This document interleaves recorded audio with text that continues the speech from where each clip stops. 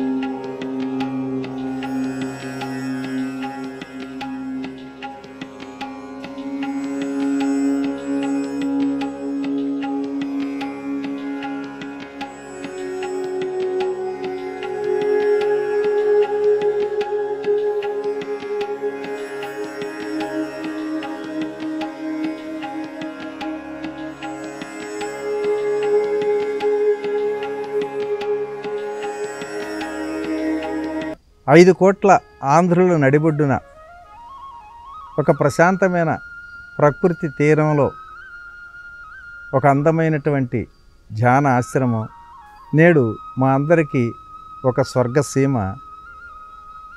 నేటి మానస సరోవరం, హిమాలయ మంచు కొండల్లో వెలిసిన ఆ మానస సరోవరం సృష్టి మనకిచ్చిన ఒక బహుమానం. కృష్ణానది తీరంలో వెలిసిన ఈ మానస సరోవరం ప్రకృతి మనకి ఇచ్చిన ఒక వరం.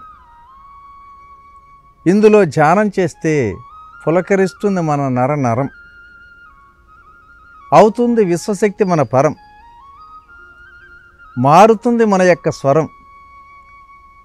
ఇక మనందరి జీవితాలు సుందరం సుందరం సుందరం. ఇప్పుడు మనం ధ్యానాశ్రమం ప్రధాన గేటు దగ్గరికి మనం వెళ్తున్నాము. మనకి ఇక్కడ ఆహ్వానం పలుకుతూ ఉంటుంది మానస సరోవరం సిద్ధార్థ పిరమిడ్ అని. మెయిన్ గేట్ దగ్గర నుంచే మనకి ఈ యొక్క ధ్యానాశ్రమం ఎలా ఉండబోతుంది అనేది కూడా మనకు క్లియర్గా అర్థమైపోతుంది. మానస సరోవర ధ్యాన ఆశ్రమం నదికి ఎదురుగా చక్కగా, అంటే మీరు రోడ్ నుంచి మీకు ఎటువంటి ట్రాఫిక్ ఇబ్బందులు లేకుండా ఏమీ లేకుండా హాయిగా ఇక్కడికి వచ్చేయచ్చు అనమాట. ఇది ఉదయం 6 గంటల నుంచి సాయంత్రం 6 గంటల వరకు ఉంటుంది.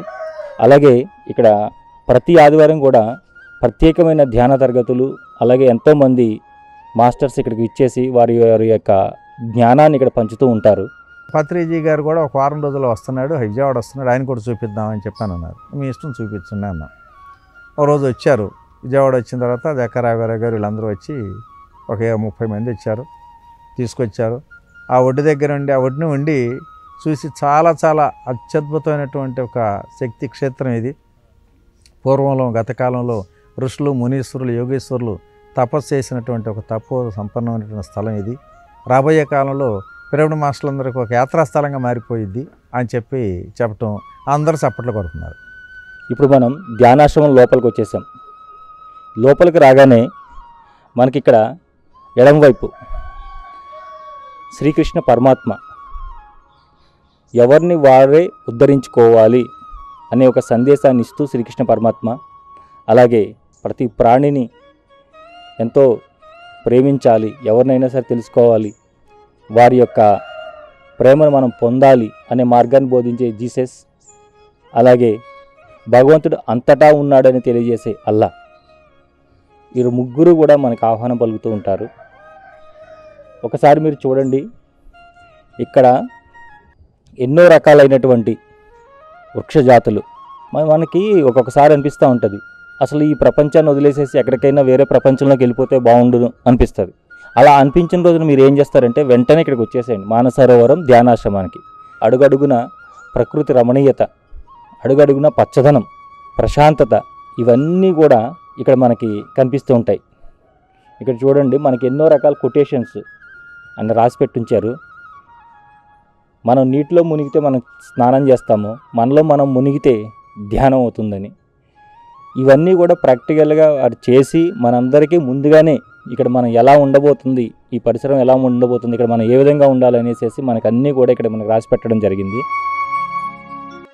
మొక్కలు పెట్టాలి, మొక్కలు పెడితే గ్రీనరీ బాగుంటుందనే ఒక ఆలోచనతోటి కడియం వెళ్దాము మొక్కలు వేసుకొద్దాం లారీ అంటే అందరూ ఎగతాళి చేశారు.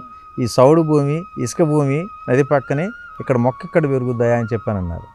సరే ఎవరితో మనకి ఎందులో మనం వేసుకొద్దాం ఉద్దేశంతో మా అబ్బాయి నేను వెళ్ళి ఆ కడియం వెళ్ళి ఆ మొక్క లారీలో వేసుకొచ్చి పెట్టేసామండి.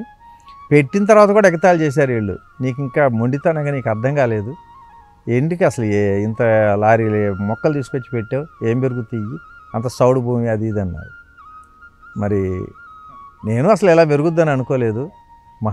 వృక్షాలు వటవృక్షాలలాగా అయిపోయినాయండి. అసలు వచ్చిన వాళ్ళందరూ కూడా ఇది ఒక ఉద్యానవనం లాగానే ఇదవుతుంది. అయితే ఇటుపక్కకు రాగానే చక్కని లాన్, ఎవరైనా వచ్చి కూర్చొని వారు ప్రకృతిలో కూర్చొని చక్కగా క్లాసులు చెప్పుకుందాం అనుకున్నా, ధ్యానం చేసుకుందాం అనుకున్నా కూడా చక్కటి లాన్ ఇక్కడ మీ అందరికీ కూడా స్వాగతం పలుకుతుంది.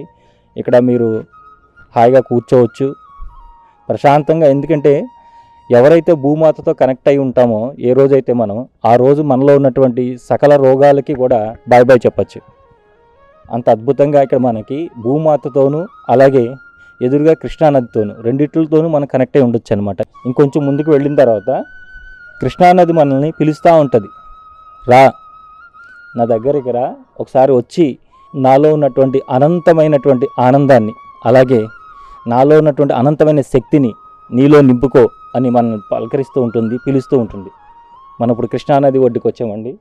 అంటే మెయిన్ గేట్ నుంచి డైరెక్ట్గా మనం చూస్తే కృష్ణానది ఒడ్డుకి వస్తాం. ఇదంతా కృష్ణానది చక్కగా పరవళ్ళు తొక్కుతూ మనకి ఎంతో ఆహ్లాదకరంగా అనిపిస్తూ ఉంటుంది.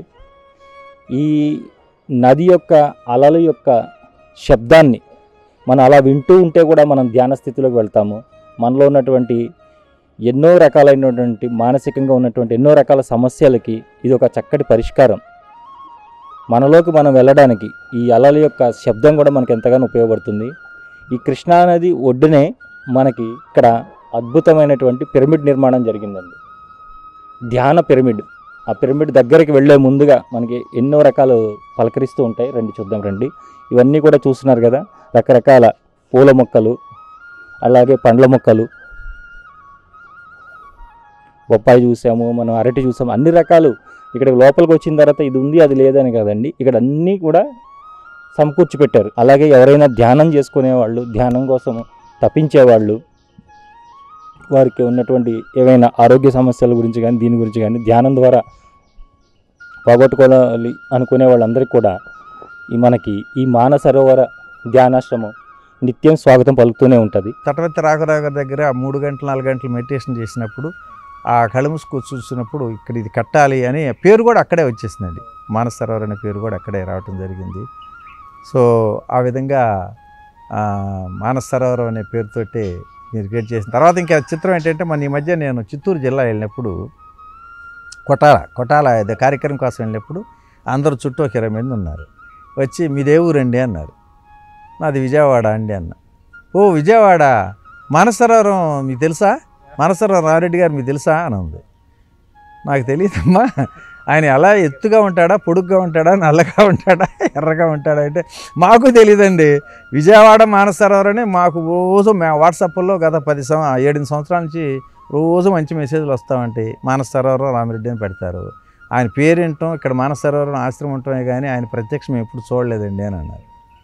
ఆయనే ఈయనమ్మా అంటే అందరూ చుట్టూ మీకు ఆశ్చర్యపోయేవాళ్ళు. పిరమిడ్ దగ్గరికి ఇప్పుడు మనం చేరుకోబోతున్నాము. వెళ్ళే ముందుగా విశ్వం నీకు ఏమి ఇచ్చిందో అని ఆలోచించుకు, విశ్వానికి నీవు ఏమి ఇవ్వదలుచుకున్నావో ఆలోచించాను. మనం ప్రకృతికి మనం ఏం వక్కర్లేదండి, ప్రకృతిని మనం చెడగొట్టకుండా ఉంటే చాలు. అదే మనం ఇచ్చే గొప్ప వరం. ఆల్రెడీ ప్రకృతి మనకి ఇవ్వడానికే ఉన్నది, మనం ఏమి ఇచ్చేది ఏం లేదు. ఉన్నదాన్ని చెడగొట్టకుండా ఉంటే చాలు.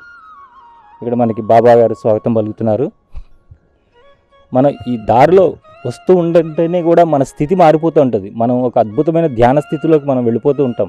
ఇక్కడ నడుస్తూ ఉన్నప్పుడే గౌతమ బుద్ధుడు ధ్యానానికి ప్రతీక. ధ్యాన ముద్రలో గౌతమ బుద్ధుడు హాయిగా నిర్మలంగా స్వచ్ఛంగా కూర్చొని ఉన్నారు. మనం కూడా ఆ స్థితిని పొందాలి. భౌతికంగా మనం జీవించడానికి ఎన్నో రకాల వృత్తులు చేస్తూ ఉంటాం, అవి తప్పదు.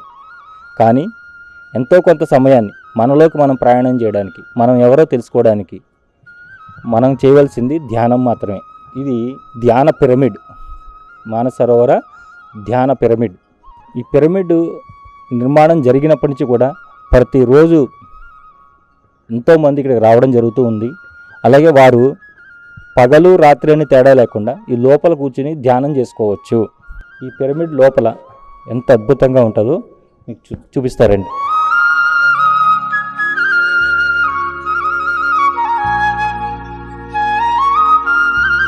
చూసారు కదా క్రిస్టల్, దీని నుంచి ఎంతో అద్భుతమైన ఎనర్జీని తీసుకుంటూ హాయిగా వారు కోరుకున్నటువంటి మానసిక ప్రశాంతత ఏదైతే ఉన్నదో దాన్ని పొందడానికి ఇది ఎంతగానో తోడ్పడుతుంది. పిరమిడ్కి కింగ్స్ ఛాంబర్, ఈ కింగ్స్ ఛాంబర్ ఎక్కడ వెళ్ళడానికి మెట్లు ఉంటాయి. ఈ మెట్ల పై నుంచి మనం పైకి చేరుకోవాలి. ఈ మెట్ల పై నుంచి పైకి చేరుకున్న తర్వాత ఇక్కడ మనకి పిరమిడ్ కింగ్స్ ఛాంబర్ కనిపిస్తున్నది. అలాగే ఇక్కడ ధ్యానం చేసుకోవడానికి చుట్టూ కుర్చీలు, కింద కూర్చునే వాళ్ళు కింద కూర్చోవచ్చు. కూర్చోలేని వారు ఎవరైనా పెద్దవాళ్ళు ఉంటే కనుక వారి కోసం ఇక్కడ కుర్చీలు ఏర్పాటు చేయడం జరిగింది. ఇక్కడికి వచ్చి కూర్చొని అద్భుతంగా ధ్యానం చేసుకోవచ్చు. అయితే మనం ఇప్పుడు పిరమిడ్ని చూసాం కదా, అలాగే ఇక్కడ జ్ఞాన తరగతులు జరుగుతూ ఉంటాయి, అనునిత్యం జరుగుతుంటాయి. ఉదయాన్నే ఇక్కడ యోగా కూడా అందరికీ నేర్పిస్తూ ఉంటారు. ప్రతి ఆదివారం కూడా ఖచ్చితంగా ఇక్కడ క్లాసులు జరుగుతూ ఉంటాయి. ఆ క్లాసులు జరిగే హాల్ ఎక్కడ ఉన్నది అనేది ఇప్పుడు మనం చూద్దాం రండి. కరెక్ట్గా పిరమిడ్ నుంచి బయటికి రాగానే కుడివైపు తిరగాలి.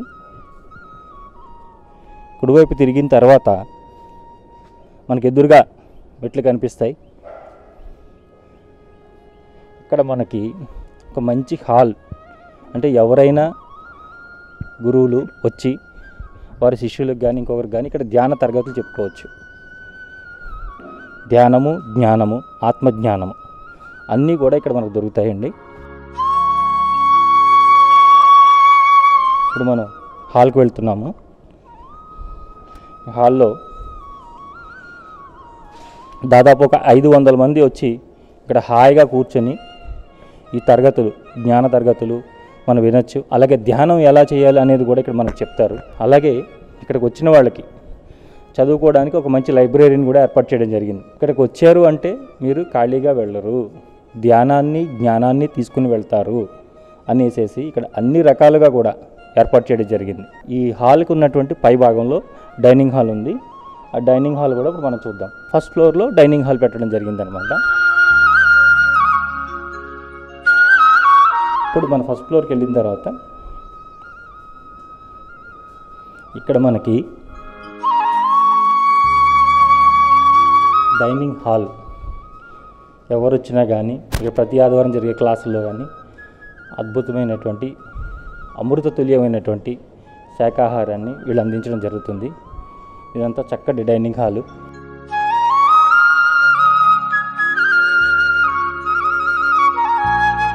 ఈ డైనింగ్ హాల్ పైనుంచి కూడా పిరమిడ్ని చూసుకుంటూ అలాగే కృష్ణమ్మని చూసుకుంటూ చక్కగా ఆస్వాదిస్తూ అమ్మని కనకదుర్గమ్మ అమ్మవారిని కూడా మనం దర్శించుకుంటూ గొప్ప ఆధ్యాత్మిక అనుభూతిని మనం పొందవచ్చండి.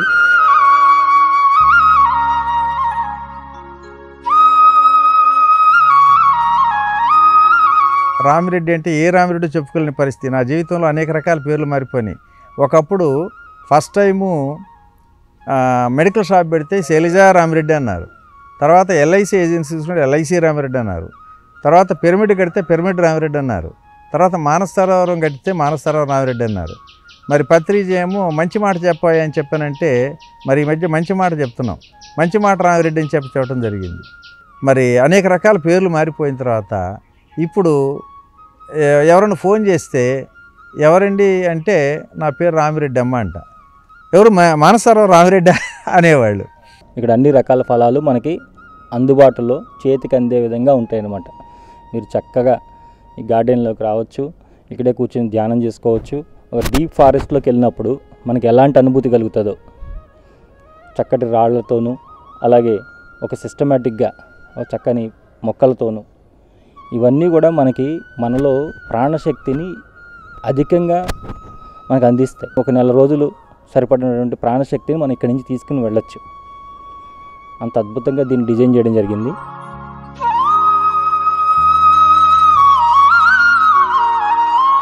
ఒక ఒక 3 కొండల మధ్య ఒక ప్రశాంతమైన ప్రకృతి వాతావరణంలో ఒక నదీ తీరాన దాదాపు పత్రిజీ అన్నట్టుగా ఈనాడు ఒక ఆంధ్రదేశమే కాదండి, దక్షిణాది రాష్ట్రాలే కాదు, యావత్ భారతదేశంలో కూడా మరి పిరమిడ్ మాస్టర్లందరికీ ఒక యాత్రా స్థలంగా మారినటువంటి నేటి మానస సరోవర ధ్యానాశ్రమం అంటే ఇదేనండి. చూశారు కదండి, విజయవాడ తాడేపల్లి దగ్గర మణిపాల్ హాస్పిటల్ దగ్గరలోనే ఉన్నటువంటి మానసరోవర్ ధ్యానాశ్రమం ఎంతో అద్భుతంగా ఉంది కదా. మీరంతా కూడా ఇక్కడికి వచ్చి ధ్యానం చేసుకోండి, జ్ఞానాన్ని సంపాదించుకోండి, అలాగే మానసిక ప్రశాంతతను పొందండి. మానసిక ప్రశాంతత ఎప్పుడైతే ఉన్నదో శారీరకమైనటువంటి రోగాలన్నింటినీ కూడా మనం దూరంగా ఉండొచ్చు. కాబట్టి ముందుగా మనకు కావాల్సింది అందరికీ కూడా మానసికమైనటువంటి ప్రశాంతత, మనలోకి మనం వెళ్ళేటటువంటి ఒక సమయం కావాలి, అలా వెళ్ళగలిగేలా ఉండేలా ఉన్నటువంటి ఒక ప్రదేశం కావాలి. కాబట్టి ఇక్కడ దగ్గరలో ఉన్నవారు మీరంతా కూడా ఈ అవకాశాన్ని సద్వినియోగం చేసుకోండి. మానసరోవర ధ్యానాశ్రమానికి ఇచ్చేసి మీరు ఒక రోజు కాదు, 10 రోజులు కాదు, ఎన్ని రోజులైనా చక్కగా ఇక్కడ ఉండి మీరు ధ్యానం చేసుకోవచ్చు. ఇక్కడికి సంప్రదించవలసిన నెంబర్లు కూడా మీకు కింద స్క్రోల్ అవుతూ ఉన్నది. ఆ నెంబర్లను చూసి ఈ ధ్యానాశ్రమాన్ని కాంటాక్ట్ అయ్యి మీరందరూ కూడా ఇక్కడికి వచ్చి ధ్యానాన్ని నేర్చుకోవాలని, ధ్యానులుగా యోగులుగా మీరంతా మీ జీవితాన్ని పండించుకోవాలని కోరుకుంటుంది మీ శ్రీ సన్నిధి టీవీ. మరొక గొప్ప ఆశ్రమంతో మళ్ళీ కలుసుకుందాం. అంతవరకు చూస్తూనే ఉండండి శ్రీ సన్నిధి టీవీ. Thank you.